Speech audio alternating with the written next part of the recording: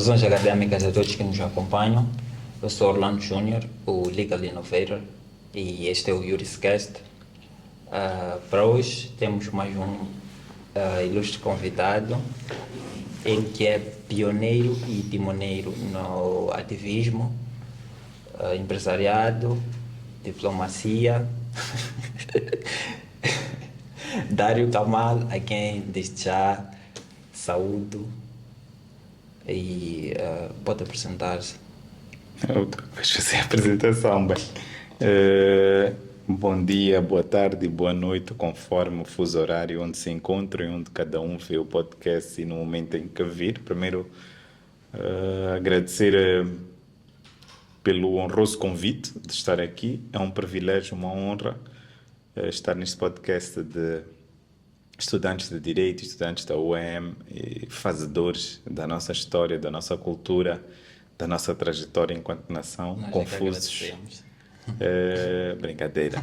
Então, uma honra poder estar aqui e poder compartilhar. Sei que há de chegar um pouco por todo o país, mas principalmente há de chegar aos estudantes da UEM, que têm formado bons quadros, principalmente a Faculdade de Direito, reconheço, e é muito bom ver pessoas que pensam, prezam e amam o país e ver outros jovens também trilharem seu caminho académico, que futuramente vão usá-lo no seu futuro profissional e vão poder conciliar o seu ganha-pão com a paixão que têm por direito e com aquilo que o homem deve fazer, que é trabalhar. Do seu suor viverá, diz a Bíblia, diz o Alcorão. Então é uma honra estar aqui, exausto, mas feliz e honrado, contente por estar aqui, para termos estes dois dedos de prosa que espero que sejam úteis no futuro para quem for a ver, mesmo que não seja estudante de Direito, para quem no futuro nos for a ver, se calhar daqui a 10 ou 20 anos, e mesmo se calhar se já não existirmos, que colham qualquer coisa de positivo desta nossa conversa. Então é isso que espero, que seja uma conversa positiva, produtiva, animadora, entretida e que mantenha as pessoas a assistirem do início ao fim. Sem dúvidas que será, e nós também nos sentimos honrados e agradecemos a sua presença. Bom, Dário, eu vou começar de uma forma inusitada, porque é comum entre nós, os leigos, achar que os diplomatas são poliglotas. E sendo isso verdade, eu creio que o Dário não foge à regra. E eu tenho a curiosidade de saber, é fluente em quantos idiomas? Não fizeste o TPC. Bem, primeiro deixa-me. Questão prévia. Sim, Né? sim. Como se estivéssemos em julgamento. Questão prévia. Eu não sou pioneiro nem timoneiro nas atividades sociais. Faço porque gosto.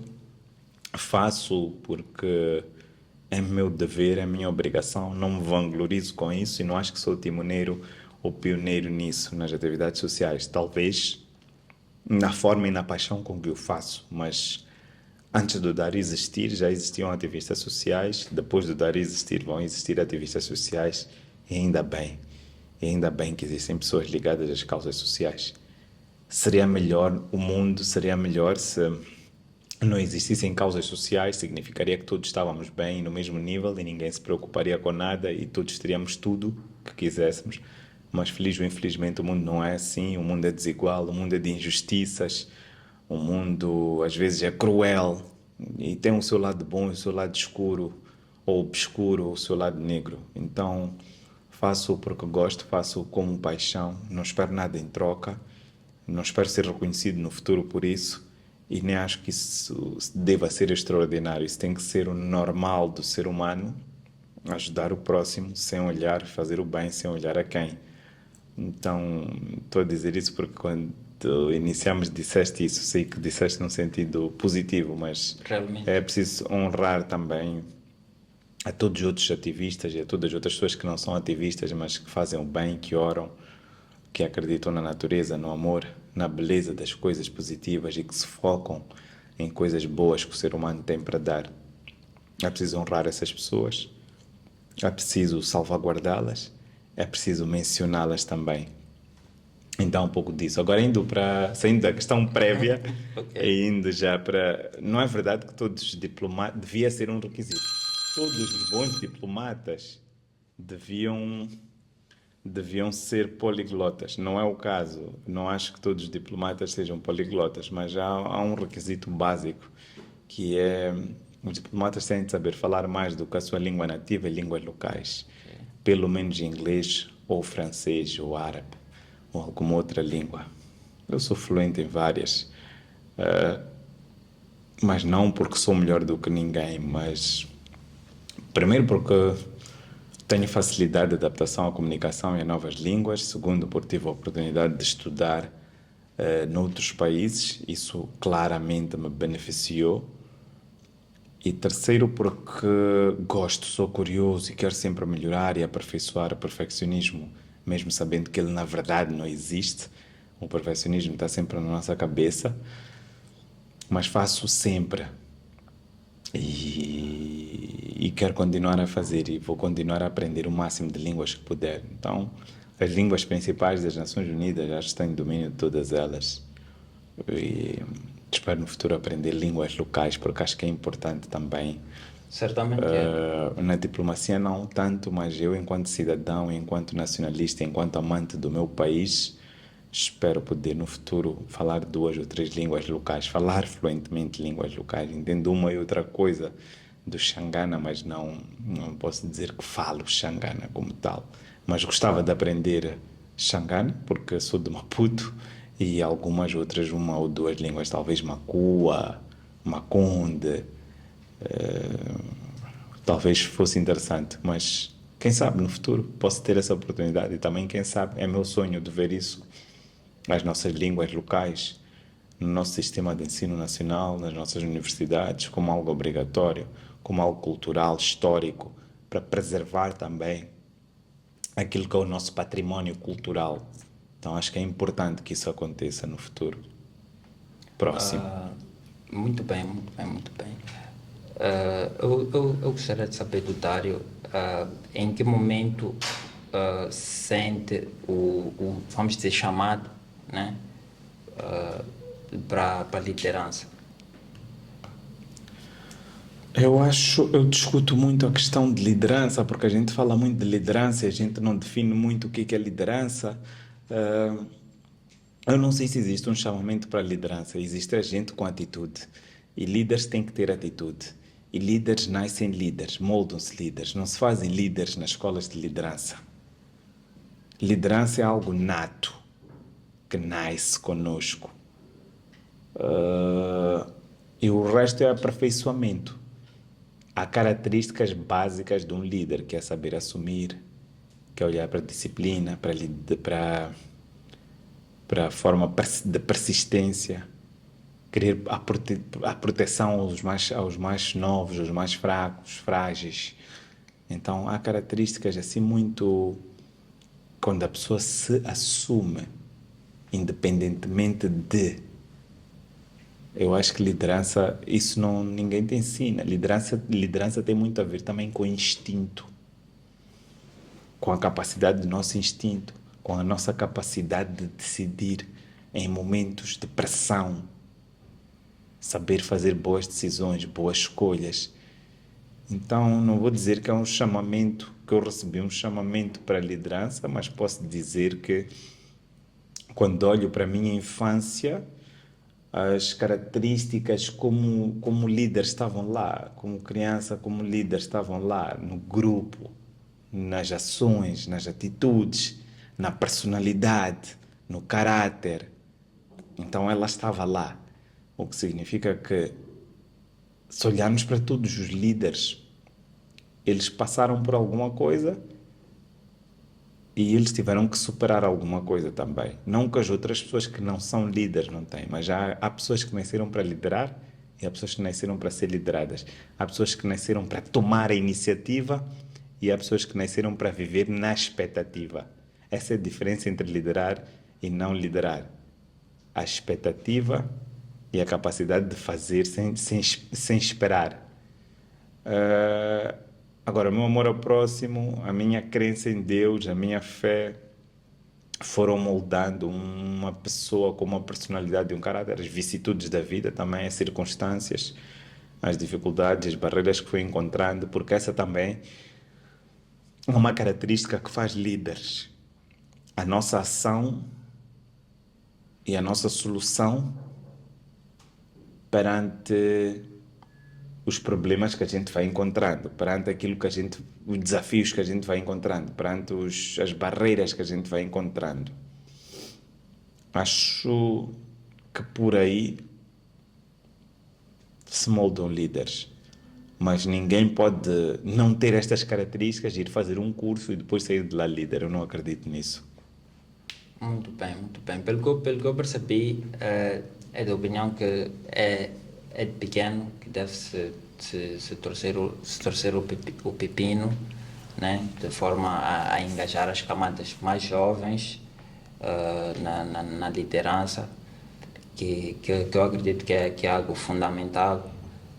Eu não acho, desculpa interromper-te, eu não acho que nós frustramos as pessoas, a sociedade. Não é, é de pequeno que se torce pepino. Se pudermos introduzir nos mais novos e nas crianças bons hábitos, não com palavras, mas com ações, sendo exemplo, acho que vamos estar a moldar boas pessoas.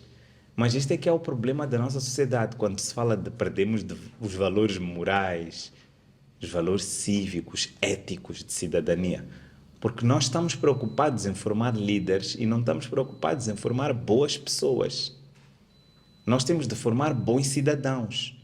Nós temos de formar pessoas com capacidade de servir ao próximo, para serem bons servidores públicos, para serem bons advogados, para serem bons juízes, juízes justos, para serem pessoas que agregam valor à sociedade, para serem pessoas que não estão à espera de receber, mas que querem dar tudo o que têm e que não têm.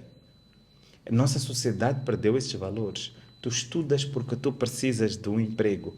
Tu estudas porque te fizeram acreditar que, sendo doutor, tu tens mais valor enquanto pessoa. Tu estudas porque sem o teu diploma tu não és ninguém na sociedade. Tu estudas porque tu tens que concorrer com alguém que supostamente tem um diploma, um ensino superior ao teu ensino superior. Mas ninguém te ensina a dizer que, olha, o mais importante do que ser bom profissional é ser boa pessoa. O mais importante do que fazer é fazer bem. O que acaba acontecendo é que, pela conjuntura das coisas, né? Nós estamos numa sociedade, numa ordem mundial, em que valorizam-se mais os materiais, o capital, né? E sendo assim, há um conflito entre o capital e a moral, que a capital. Não, não há nenhum conflito. O conflito é psicológico. O que é mais importante é nós sermos quem somos. Não nós fingirmos que somos o que não somos. O que é mais importante é nós caminharmos no nosso caminho.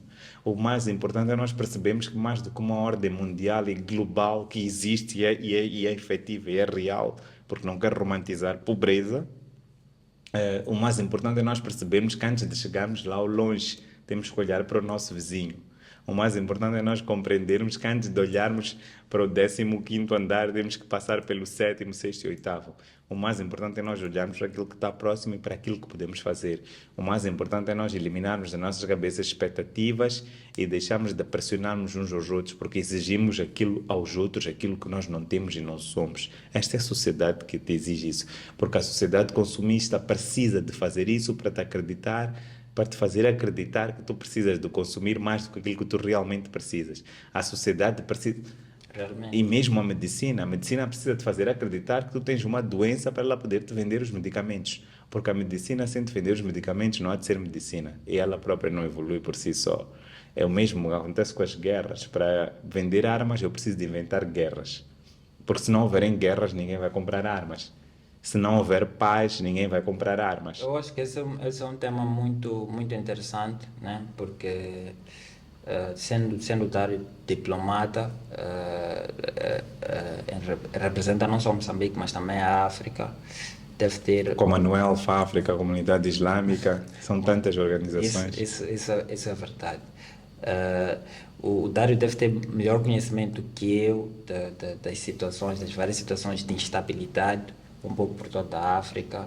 Recentemente temos a questão do Congo, e eu perguntaria ao Dário se é otimista em relação há, há uma paz efetiva e duradoura, não só para o Congo, mas também para toda a África, tendo em conta os vários interesses que estão envolvidos. Eu espero, honestamente, no dia que eu tiver para morrer, eu ter visto uma África sólida, uma África unida, global, financeiramente, econômica, social, cultural e historicamente, em torno de si própria. Eu espero, antes de eu morrer, poder ver os povos da África a festejarem a sua alegria e a sua energia, que sempre foi característica, sem depender de ninguém. Que assim Eu sonho em seja. ver uma África desenvolvida sem pessoas com fome, sem desigualdades sociais, sem desigualdades humanitárias, sem desigualdades financeiras. Esse é meu sonho. Mas há culpados que nós nunca falamos. Há culpados recentes, os fazedores da política atual, com a corrupção, com a forma tirana de quererem governar à força em alguns casos, a forma errada de fazer política ou de usar a política como um trampolim para se alcançar outras coisas e não para servir, mas para se servir. Mas a África tem um passado histórico que não pode ser ignorado. Falamos muito da Segunda Guerra Mundial, falamos muito de Adolf Hitler, falamos muito dos nazis, falamos muito do racismo, da exploração do homem pelo homem. Mas a África tem um passado ainda mais negro, com a escravatura, a Realmente. violação básica do direito do homem à liberdade. Um homem que é expropriado da sua dignidade e terra. Isso é real. A A objetificação do homem. partilha de África, sem os africanos estarem na mesa para discutirem o seu futuro. E aí, e falaste da situação do Congo, e eu falei de Hitler e de outros nomes, Stalin, falas de grandes sanguinários, de Amin Dada e por aí. Mas se olharmos para o Congo, o que fez Leopoldo, o rei Leopoldo II da Bélgica, é uma atrocidade, um insulto a todo o continente africano. Realmente. Para mim foi muito pior que Hitler e que outros ditadores e que outros tipos, mas foi um rei europeu. As Inclusive, fronteiras as da estátuas África, desse será que a África não seria melhor como um país do que dividido em 55 nações? Porque as nossas etnias chocam-se, cruzam-se. Mas mais do que isso, e nós sabemos, enquanto a África for rica de recursos naturais e humanos, nunca vai ter paz. Nunca. E nós não precisamos de ir ao Congo para perceber um pouco daquilo que é a África. Porque nós temos um Congo dentro de Moçambique que chama-se Cabo Delgado. Cabo Delgado é o nosso Congo, uma região rica, onde os donos da terra foram decapitados cabeça, onde os donos da terra foram realojados para Zambésia e outras províncias. Os donos da terra não estão em Palma, não estão em Afungi. Os donos daquela terra, que a história um dia há de contar de como foram regadas aquelas terras de sangue, em nome de um capitalismo e de uma exploração brutal de recursos, que não é só petróleo e gás, mas vai além disso. Um dia a história há de confirmar o que estou a dizer. Então, no nosso pequeno Congo, e que ainda hão de surgir outros pequenos Congos dentro deste país e dentro deste continente. Vamos bater na matéria. Vamos. Oxalá eu não esteja vivo quando isso acontecer, para eu não ficar desgostoso. E oxalá eu esteja errado. Mas em África, enquanto tivermos recursos, ainda vamos ter muitos pequenos Congos, ainda vamos ter muitos problemas. Enquanto o povo africano não perceber que deve se empoderar com conhecimento e ciência, nós ainda vamos ter muitos problemas. Enquanto o povo africano não compreender que deve se unir à volta de si próprio e não obedecer interesses exteriores e governos que não devem ser fantoches e marionetes, nós ainda vamos ter muitos problemas ainda hão de vir. E enquanto a África não banir e permitir certas empresas multinacionais que na verdade são disfarces de governos de outros países, disfarçados em business, com máscara de negócios e de multinacionais, nós ainda vamos ter muitos problemas. Realmente voltamos ao bom e velho dilema da bênção e da maldição, que acabam sendo os recursos naturais.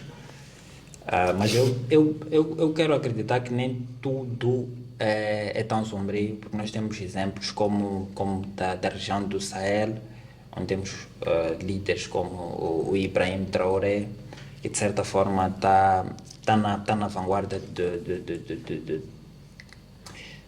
de um acordar, e de certa forma traz esperança para uma África mais consciente e mais próspera, oxalá.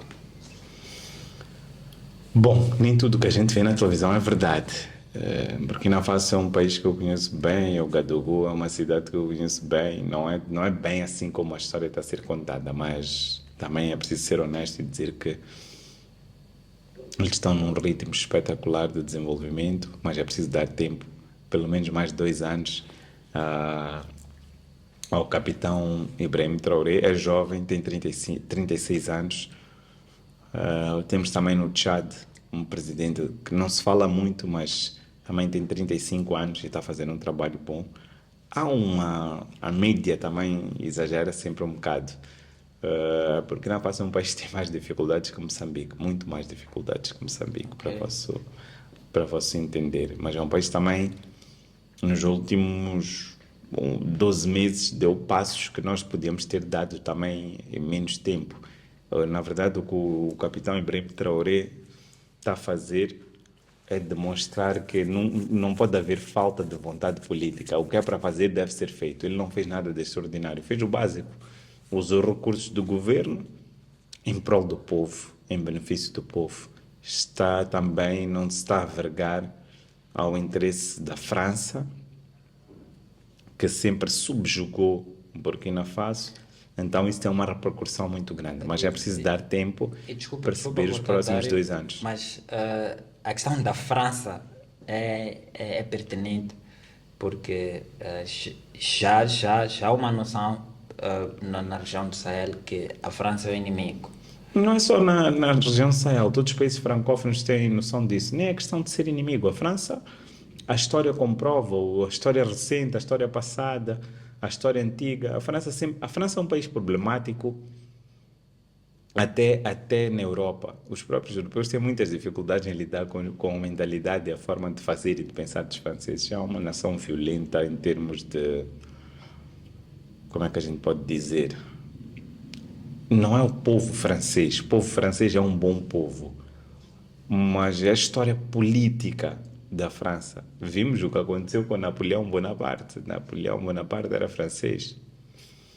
E outros líderes históricos, as próprias revoluções burguesas francesas, provam um pouco daquilo que é a natureza política da França. O povo francês é um bom povo, mas é preciso dizer que a França também é França porque explorou demasiado suas colônias. Realmente. Um pouco por ser um pouco toda a Europa, né? Exatamente, por todo mundo, não falo só da África, onde a França teve colônias. Estes países estão completamente desgraçados, essa é que é a verdade. Mas também começa a haver um despertar na própria França de que a França deve seguir. Mas a França é muito dependente dos recursos dos países africanos, E das temos suas colônias. essa mesma França hoje aqui em Moçambique, o que de certa forma pode vir a ser, né, uma questão para se preocupar. Para mim já é uma preocupação muito grande a partir do momento em que o projeto da Total, por exemplo, está suspenso por força maior, que na verdade eu nem acredito honestamente que seja por força maior. Neste momento acho mesmo a falta de a França não está a conseguir o capital necessário Ok. para investir lá, então tem que manter essa medida. Depois fala-se ou especula-se, não tenho certeza, então não quero estar aqui a dizer, a difamar, mas e a divagar, mas fala-se e especula-se que há muito dinheiro de dívidas que deve ser pago e que não foi pago pela Total aqui em Moçambique. Então não é uma questão da Total querer voltar sem dinheiro para fazer o quê? Então, e fora isso, hum, renegociar que ganhos para a França? Renegociar que isenções para a França? O que é que vamos negociar para o nosso povo em termos de conteúdo local? O que é que vamos negociar para nós, Moçambique? Uma boa pergunta. Então, eu acho que é um pouco por aí. Acho que se esconde aqui alguma informação relativamente ao real motivo de força maior. Se antes podíamos aceitar que o problema era terrorismo em Cabo Delgado, depois dos ataques em Palma e Afungi, que a gente se calhar nem sabe se foram forjados ou por quem foi forjados. Ainda hoje li num jornal que houve, houve um processo de procurement mal feito e de corrupção relativamente acho que foi ração militar, uma coisa assim do género, que se pagou 6 ou 7 vezes mais o valor do preço de mercado. E estamos a falar que aquilo eram faturas, se não estou em erro, no que eram 82 milhões, mas as faturas foram feitas a 300 e não sei quantos milhões. É, Quem paga isso é o horário público. O que isso, nós tiramos para esse tipo de corrupção e que provavelmente até tiramos para fora do país, deixamos de investir nos buracos nas estradas, nas escolas para as crianças, nos hospitais, nas vias de acesso, infraestruturas. E há muita coisa estrutural que nós temos de fazer para o país e que não estamos a fazer. Porquê? Porque não há dinheiro. Onde está o dinheiro? Onde está o dinheiro dos impostos? Onde está o dinheiro do investimento do governo? Falamos aqui numa reserva, num fundo soberano. Qual é o dinheiro que há de ir para o fundo soberano? Será que o dinheiro que vai para o fundo soberano é o dinheiro que devia ir para o fundo soberano? É a quantidade certa? Será que quem está a explorar em alto mar o nosso gás está a explorar nas quantidades acordadas ou está a explorar por excesso? Então são muitas perguntas, são muitas coisas que nós donos do país e da terra não sabemos, porque há muitos acordos secretos, há muitos acordos por debaixo da mesa, há muito pouca transparência. Essas empresas, por exemplo, vêm e exigem montes de regalias, fazem suas exigências malucas, mas nunca exigem que haja transparência entre o governo e isso. Por que os contratos disso não são públicos? Tem que ser públicos ao detalhe, para o povo poder opinar. Se o povo é o patrão, se o povo é o dono, o povo tem que ter direito a opinar sobre os seus recursos, sobre as suas terras. Quantas vezes já foram vidas as populações de Cabo Delgado que foram afetadas? O que é que elas realmente pediram? O que é que nós realmente as demos? Como é que nós solucionamos os problemas no país? Os problemas de uma nação devem ser solucionados de forma estrutural. ok, ok. Muito bem. Eu gostaria de expandir um pouco mais o âmbito da nossa conversa, porque nós agora estamos num momento de certa incerteza, né, com o novo presidente dos Estados Unidos e as medidas que tem tomado, mais concretamente essas novas tarifas. E como é que olha o futuro, né, do comércio internacional? Estaremos a entrar para uma guerra fria ou estaremos face a uma nova ordem? Olha, é muito difícil prever o que vai acontecer. Agora, relativamente ao presidente dos Estados Unidos, ele está a fazer aquilo que eu faria se eu fosse presidente da República. Defender os superiores interesses do meu país, do nosso território, da nossa integridade e soberania. Defender os interesses econômicos e políticos da nossa soberania enquanto superpotência, enquanto supernação, enquanto líderes mundiais. Ele está a fazer aquilo que ele tem de fazer em prol da sua nação. Agora, que isso prejudica os preguiçosos, prejudica aqueles que não querem trabalhar, aqueles que mesmo com capacidade de produzirem batata, que importam batata da África do Sul, que está aqui a 50, 100 quilómetros de nós. Isso só prejudica quem não quer trabalhar. Nós, África, nós não precisamos e não dependemos dos Estados Unidos da América. Neste momento eu tenho certeza e garanto-te, e o Burkina Faso está a mostrar que não depende da França para nada. Era ilusão, é ilusão que os europeus nos fazem acreditar. Claro, eles estão numa época de inteligência artificial, numa época muito avançada. Mas, meu irmão, tudo o que eles fazem é com nossos recursos. Não há recursos lá. eles têm muito pouco. A África, se fechar, se fosse um país, seria o país mais rico do mundo. Se a África fosse um país, nós temos tudo: água, minérios, sol, chuva suficiente, rios que não acabam mais, pedras preciosas. Só o nosso ouro, só o ouro que a África tem, inexplorado, dava para nós, se fôssemos um país, temos a maior reserva mundial com mais do que o dobro de todos os países juntos com o ouro que eles nos roubaram. Só isso, só. Não preciso de falar de outros recursos. E as riquezas dos países medem-se por o quê? Pelo ouro. Ok? Pelas suas reservas. As reservas é o ouro. Então, só com o nosso ouro, só o nosso, nós só competiríamos, se calhar, com a Rússia. Mais ninguém. Só nossos recursos construíram toda a Europa. Isso é verdade. Só nossos recursos, Portugal, França, Espanha, que explorou os países da América Latina Central, Inglaterra, que explorou a África também, Portugal e coisa. Só nossos recursos não são suficientes para...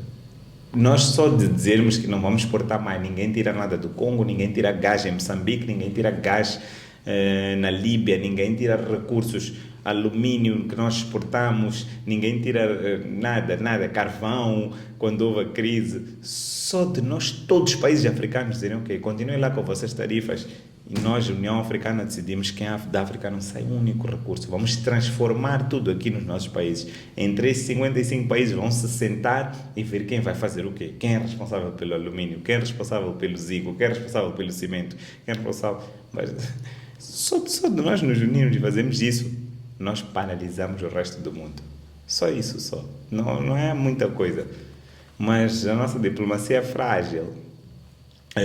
Porque os nossos diplomatas, as nossas instituições, organizações internacionais, como a União Africana, o budget vem das Nações Unidas, o budget vem da União Europeia. Então, se esses são meus patrões e pagam o meu salário, como é que eu vou tomar uma decisão contra eles, que não lhes beneficia? Isso acaba sendo uma ingerência de assuntos. Mas isso é porque os países africanos não são unidos. Se os países africanos estivessem unidos e tomassem decisões, as pessoas gostavam ou não de Robert Mugabe, as pessoas gostavam ou não de Muammar Gaddafi, mas eles estavam lá para a União Africana a tentar unir o espírito, dizer não queremos financiamento europeu aqui, está aqui dinheiro. Está a faltar comida para fazer a reunião da União Africana, está aqui, eu vou doar 10 facas. E é a nossa maneira, é a nossa realidade, é isso que nós devemos fazer. Mas hoje, a maior parte dos programas são de doadores. O doador impõe a regra dele, impõe aquilo que lhe interessa, ok? Ou seja, tu não vais desenvolver, porque o doador está a dizer isto, eu não posso levar inteligência artificial ou outras coisas mais modernas para o campo, quando no campo a escola, se chover entra água, a criança não tem uma carteira. Nós temos que começar com aquilo que temos que começar da base e temos que trabalhar da base, resolver os problemas de forma estruturais, fazer escolas, não porque nós temos que privilegiar a qualidade, não a quantidade. Fazer pouco, mas fazer bem e fazer com muita eficiência e eficácia. É o que nós temos que começar a fazer. Começar a preparar aquelas crianças, para dali podemos escolher 3, 4, 5, 10 dali. Senão vai acontecer o que acontece com a seleção da França, vais ver todos os franceses naturalizados, afros, vais ver todos os franceses afros, vai ver outras seleções. Se a África, imagina, faz as contas dos últimos 20 anos de jogadores que se naturalizaram por outras seleções e que jogaram por outras seleções. Se as seleções africanas tivessem aqueles jogadores a jogarem, podemos ir para a Argélia com Zidane, por exemplo. Imagina se Zidane tivesse jogado pela Argélia, imagina se Mbappé tivesse jogado pelos Camarões. Eu acho que aí temos imagina que todos esses atletas tivessem jogado, e mesmo na América, sabe? Eu, quando olho para Lourdes Mutola, eu tiro o chapéu para ela. Sabe quantas vezes Lourdes Mutola foi convidada a naturalizar-se americana, mas preferiu sempre correr por Moçambique? Eu vou te dizer, isso custou a Lourdes Mutola muitas medalhas, mas ninguém lhe tira a honra e a dignidade. Competindo pelos Estados Unidos, ela teria ganho mais medalhas. De certeza que lhe teriam alocado mais recursos. Mas ela preferiu amar o seu país e ficar lá e fazer aquilo pelo país. Então ela é mais do que uma campeã olímpica, é uma heroína nacional. Eu pude notar que o Dário é de uma inclinação muito oriental nas suas análises, né?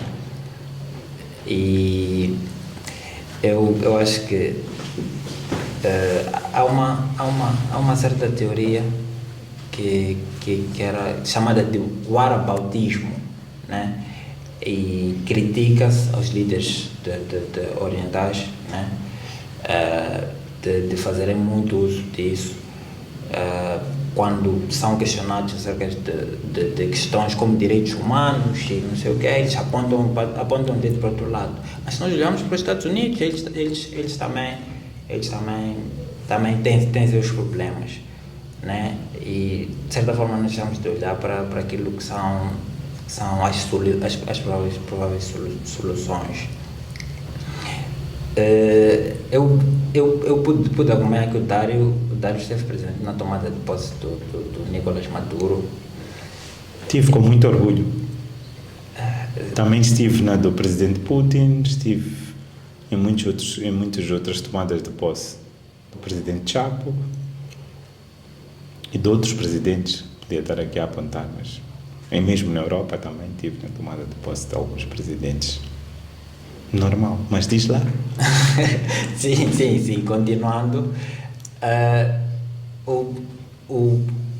A liderança, né, do presidente Maduro é vista como um regime. Podemos dizer a mesma coisa para o presidente Putin. E isso, de certa forma, é meio que contraditório, né? Porque estamos perante líderes que são vistos como antidemocratas, né, ou democráticos, e o Dário mesmo assim apoia eles. Não apoio eles. Em primeiro lugar, é preciso esclarecer uma coisa. Eu sou moçambicano. Sim. Já tive propostas e ofertas escritas, tenho-as, de outros países para me naturalizar ou para ir viver nesses países. Nunca o fiz, nunca o farei. Prefiro rastejar na minha terra do que ser cidadão de segunda numa outra terra. Amo o meu país, apesar de todas as dificuldades que nós temos. Sou moçambicano e vou ser sempre até ao fim, independentemente de tudo. E tudo que eu faço, tudo que eu fiz e tudo que eu for a fazer vai ser sempre para Moçambique. A minha primeira paixão e a minha grande paixão é Moçambique. Tudo que eu fizer, vou fazer com orgulho, honra e consciência de representar o nosso país no melhor possível. O problema dos outros não nos diz respeito. A gente vai em representação e em missão da nossa nação. Nós não julgamos, não apoiamos, nós não somos contra ninguém. Ok? Nós acreditamos na soberania dos povos e independência dos seus povos para fazerem suas escolhas. Não me venham dizer que é um contraditório. São vistos por quem? São vistos como regimes assim, ou assado, ou cozido por quem? Por pessoas que não conseguem tirar benefícios desses regimes. Tão simples quanto isso. Eu estive na tomada de posse de Nicolás Maduro e fiquei extremamente impressionado com o que vi. Extremamente impressionado. Em termos de apoio popular, o presidente Nicolás Maduro é muito querido. Nem Jesus Cristo foi querido a 100% pelas pessoas. Teve sempre as suas controvérsias e, no entanto, era um santo. Era pacífico. E mesmo assim não era querido. Então, quem somos nós? Eu também não acredito que todas as pessoas gostem de ti ou de mim, ou que gostem do Yuri's Podcast. É normal.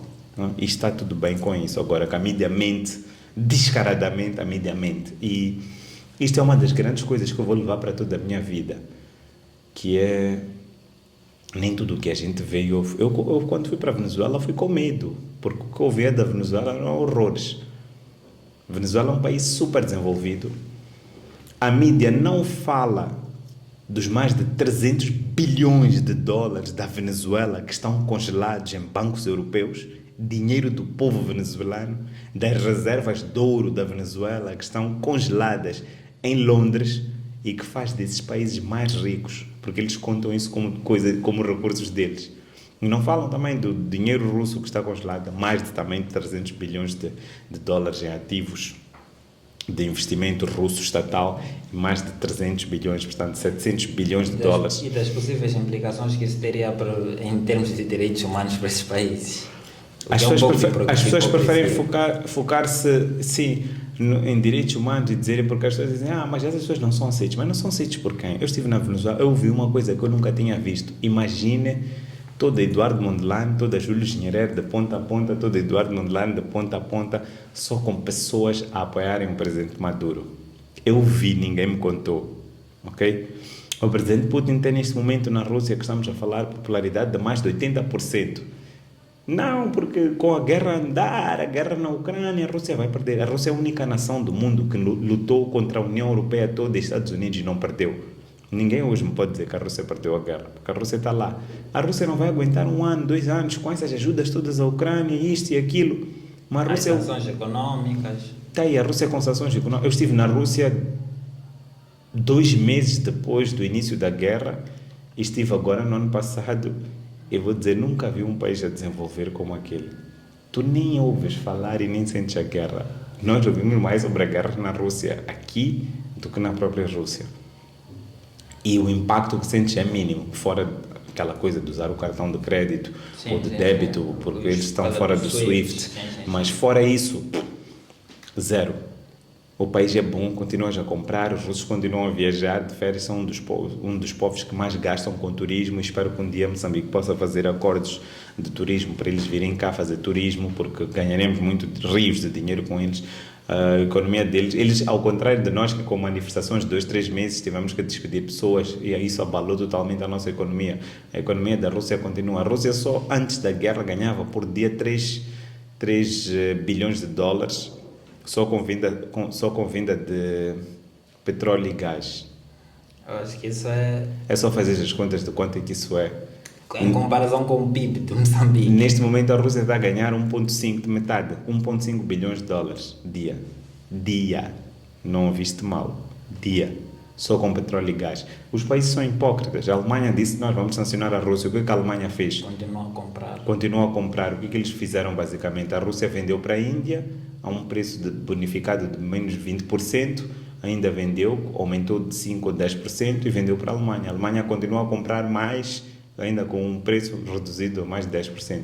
Tentaram vergar uma nação como a Rússia, mas Napoleão não conseguiu, Hitler não conseguiu, a União Europeia e a NATO não vão conseguir, tenho quase certeza. E não é porque eu sou pró-russo, eu conheço a realidade daquele povo, ok? E o mesmo para a Venezuela. A Venezuela tem um petróleo industrial, um crudo muito grosso, de muita alta qualidade, que nenhum outro país do mundo tem. Venezuela sozinha tem mais reservas de petróleo do que todo o Médio Oriente junto, do Arábia Saudita, Dubai, Catar. Eles têm muito mais. As reservas deles são o número 1 mundial. Isso interessa a quem?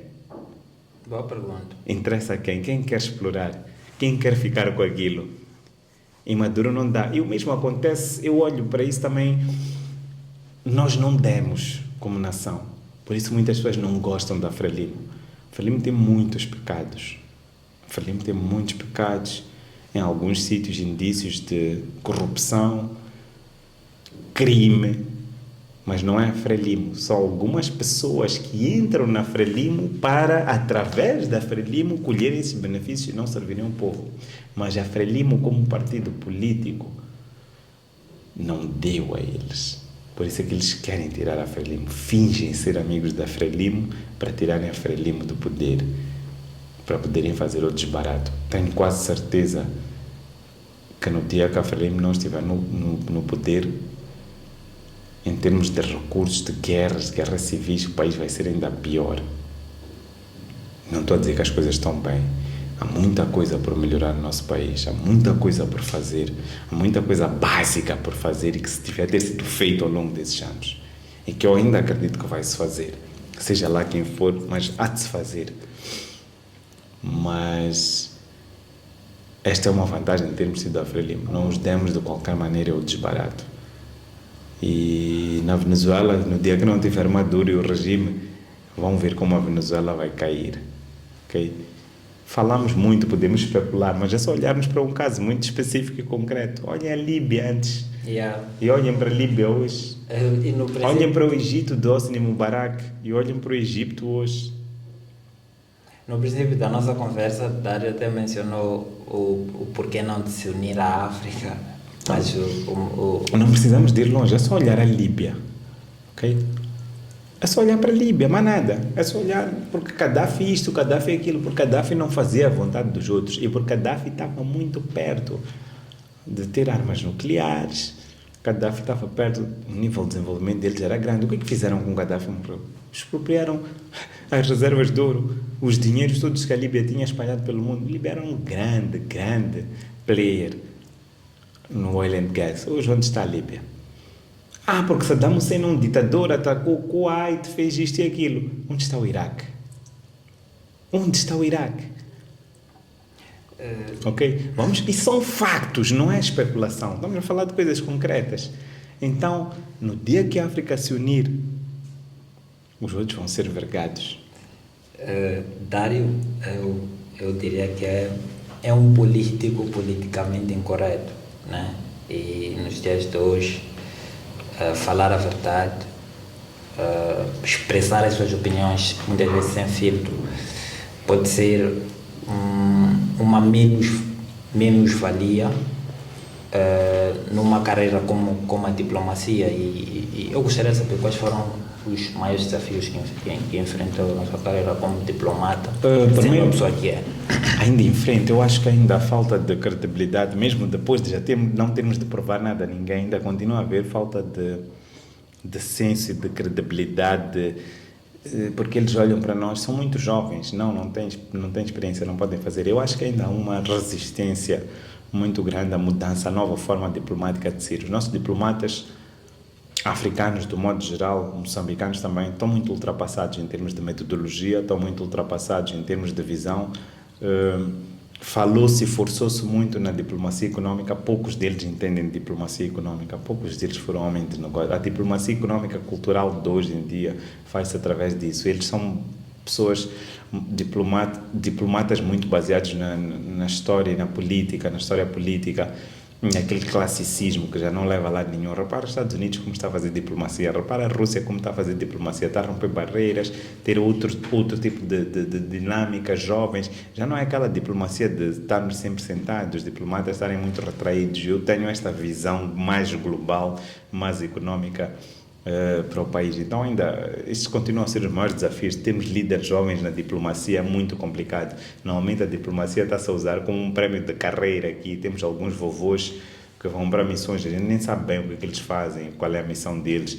E outro problema específico de Moçambique na diplomacia é envolver demasiado agentes de serviço de segurança de Estado. Compreendo essa necessidade, mas essa necessidade muitas vezes acaba por eliminar as possibilidades que nós temos de fazer negócio com outros países. Claro que nós temos que espiar os outros países como eles fazem conosco, é normal, mas a forma como fazemos não acho que seja a melhor maneira, nem a forma mais inteligente de o fazermos. A nossa diplomacia precisa de uma revolução a nível da África, precisa de uma revolução a nível de Moçambique e precisa de trabalhar em targets específicos e não nesta forma muito tradicional como está-se a fazer. Não é exatamente que esteja errada a forma como eles estão a fazer, não. Temos bons diplomatas, temos grandes diplomatas, mas acho que a nossa diplomacia está ultrapassada em termos de metodologia, claramente, e isso faz com que a nossa diplomacia seja um custo e não seja visto como investimento. É preciso trazer jovens mais arrojados, jovens com uma capacidade de comunicação, homens de negócio, pessoas com maiores energias, e não embaixadores que vão para as embaixadas como prémio de carreira, como para estarem perto de um hospital para poderem fazer seus tratamentos dos últimos 10, 15 anos de vida, ou embaixadores, diplomatas que vão para essas missões diplomáticas para irem dormir só porque ficam acantonados ou porque vão como um castigo, porque isso acaba por prejudicar os próprios diplomatas, o próprio país, e é uma visão global que se calhar o presidente precisa dessas pessoas para fazerem spread da sua informação e para nós também fazermos uma marketização, imagem, porque quando a gente recebe, isso pode parecer piada, mas quando vai um vovô cansado, com aquelas calças largas, com aquele fato XL super largo, este é um diplomata de carreira, o pessoal até respeita, mas aquela é a visão do teu país, é como as pessoas veem o teu país, é tipo, este país não tem outras pessoas, então é um pouco disto, e não estou a falar só da aparência, estou a falar da competência também, porque os novos diplomatas americanos, os diplomatas europeus estão a mudar este paradigma e nós em África ainda estamos muito atrás daquilo que nós devíamos estar a fazer. Mas pronto, isto é de quem de direito para resolver, então eu acho que isto é um desafio complexo, mas ter de provar o que já não é preciso provar e falta o leque de oportunidades. O país está cada dia a formar mais diplomatas, mais especialistas em relações internacionais e cada dia há menos espaço, mesmo nós não tendo o número de diplomatas mínimos suficientes exigidos para uma nação com os pergaminhos que nós temos e para os objetivos e ambição que nós temos para o futuro. É exatamente por isso que eu, no princípio, disse que o Dário era pioneiro, né? Porque parte mais do mindset e certamente vai materializar-se pela... O meu mindset eu fui moldando, mas também fui aprendendo com outros jovens de outros países. Esta é a vantagem de ter participado em N milhares de conferências e poder participar. Também vou aprendendo com eles, não é só na academia que se aprende, na prática também vou aprendendo. Obviamente lidei com pessoas de alto nível, dirigentes, mas pessoas de alto nível de conhecimento intelectual de jovens. Isso tem de ser uma inspiração para mim também, tem sido, sei o respeito que granjeio por esta África fora. Ainda há dias alguém, e foi bonito ouvir, alguém que esteve no Ruanda e em Ruanda perguntaram se conhecia Dário Kamal. Tivemos agora também alguém que foi representar o país nos Camarões e nos Camarões perguntaram se conhecia Dário Kamal. Então isto é um pouco o resultado daquilo que fui plantando ao longo dos anos. As pessoas têm respeito por mim, conhecem, eu recebo mensagens desde Nigéria, desde Marrocos, África do Sul. As pessoas sabem quem é Dário Kamal a nível de juventude. Hoje eu já não preciso de dizer que ainda tenho que fazer o meu nome, já não tenho nada a provar. Quero, obviamente, sinto que sou jovem, tenho muita energia ainda para dar, quero continuar a dar, quero continuar a fazer, quero continuar a contribuir para o desenvolvimento, porque falo muito em legado e deixar legado é um pouco disto, é deixar um pouco de mim, da minha energia, da minha áurea e para que o mundo e o país amanhã sejam melhores. Eu espero poder sempre contribuir para um Moçambique bonito, para um Moçambique onde as pessoas veem o país e respeitam e tenham vontade de vir para cá. Acho que não é só a missão dos diplomatas, é a missão de cada um de nós, sempre que pusermos o pé fora do nosso país, sermos embaixadores da nossa nação, com orgulho, com dignidade, com integridade, com personalidade, com ambição de representarmos sempre bem o nosso país. Que continues representando, com essa missão de representar o país, com certeza que Moçambique agradece. Nós caminhamos já para o final do nosso podcast. E como uma pergunta de fecho, o secretário tem um currículo e uma experiência de fechar, mas eu queria saber dos vários projetos que o Dário iniciou e teve a oportunidade de participar, qual é o que o mais deixa orgulhoso? Sempre me fazem essa pergunta, mas eu não consigo responder porque todos têm vertentes diferentes. As que fizemos no Sudão do Sul, no Sudão, as missões que fizemos lá, a implementação da juventude africana efetivamente com projetos e budget na União Africana, na sede, os projetos que fiz aqui de âmbito social, os projetos que fiz no Djibouti. Também no Djibouti nós temos um projeto que fizemos lá em 2019 e hoje em 2025 esse projeto está a gerar mais de 14 mil empregos. Vocês podem não ter noção, mas Djibouti é um país pequeno, é metade de Maputo, e gerar 14 mil empregos faz muita diferença e está a gerar muita renda para o país.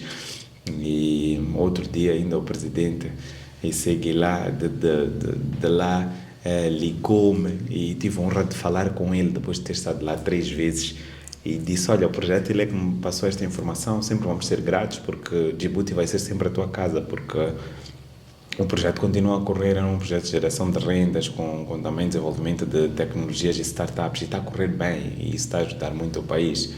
Então é bonito ouvir sobre esses projetos. Burkina Faso também fizemos um projeto lá e que está a correr neste momento com o Mani Diala, presidente do Conselho Nacional da Juventude. Então fomos espalhando um pouco do nosso conhecimento, fomos espalhando um pouco. Temos estado a fazer algum trabalho no Congo Brazzaville com o Monsieur Precieux também. Temos estado a fazer um trabalho espetacular lá e acho que em breve vamos estar lá também para ver, continuar a acolher os resultados e a opinião Então é um pouco disso, os projetos de bolsas de estudos para estudantes africanos, as negociações que fizemos em França, no âmbito da Cimeira África-França da Juventude, enfim, levar um pouco do continente, dos jovens, do nosso talento, da nossa cultura, arte e história para o resto do mundo e transformar isso em economia, transformar isso em conhecimento, para mim, são coisas espetaculares. É muito difícil falar de um único projeto, mas lembro-me de tantas coisas que fizemos, tantas campanhas que fizemos, do tempo do Covid para as Nações Unidas, as nossas representações em Nova Iorque, nas Assembleias Gerais. São tantas coisas que nós fizemos e eu digo fizemos sempre porque não fiz sozinho, fiz sempre com a equipa. Então, são tantas coisas que Moçambique está alheio, mas que eu sei que um dia o país já há de ouvir dizer e há de saber que foi um moçambicano que esteve lá e que fez, e que isso vai me orgulhar e que isso, espero que isso inspire outros moçambicanos, outros jovens, que quando tiverem a oportunidade de ocupar cargos em organizações internacionais ou fora do país, façam-no também pelo país, mas façam-no também com dignidade e com vontade de deixar um legado.